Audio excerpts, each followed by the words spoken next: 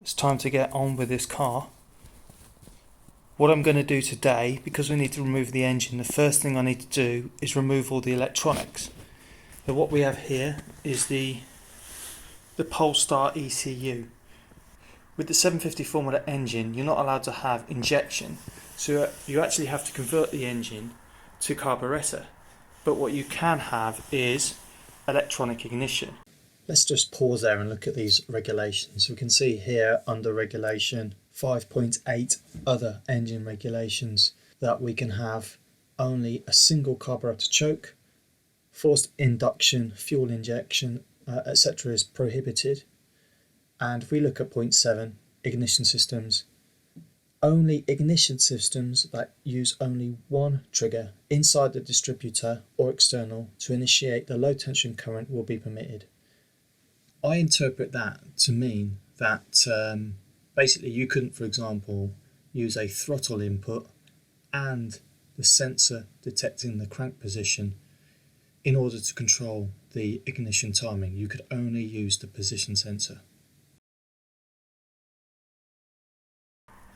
It's quite a simple system, and these Polestar systems are very common within the Formula, connected to this coil pack here. What I need to remove today is the Polestar ECU. The rain light back here I'm going to leave in situ. I'm going to remove this nice spar oil pressure sensor and water sensor that's actually connected to the engine here. The water temperature sensor is there connected to a plug, and the oil pressure sensor is plugged in just there.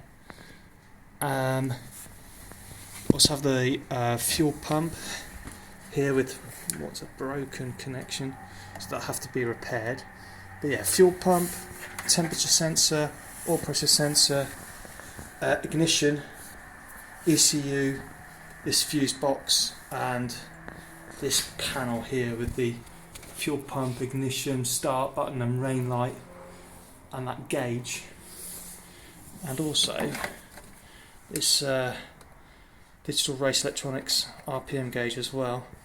That's all going to come off, so that'll be the first phase of taking the engine out.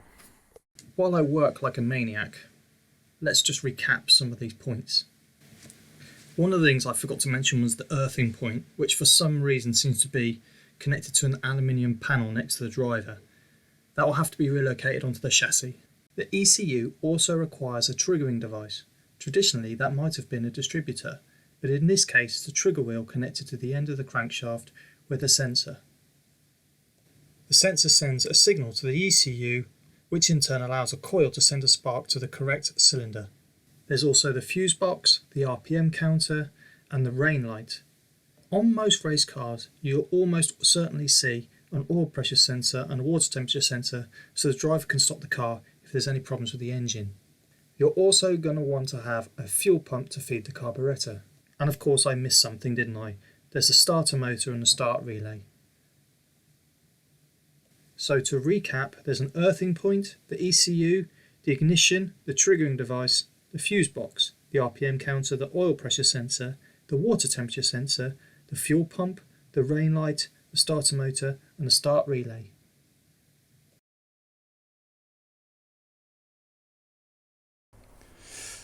And that's it, that's all the wiring loom off. A lot of drivers tend to be messing about with electrics on the grid because they use poor quality connections, so this is all going to get redone. I'm going to keep all the wiring probably and change all these connectors, particularly these spay connectors. I don't think they're particularly good. Racing cars, they suffer a lot with vibration, so anything that can shake out and shake loose I think really needs to be redone properly with some proper connectors like this. These are really good high quality connectors, so probably going to be replaced with that type of thing.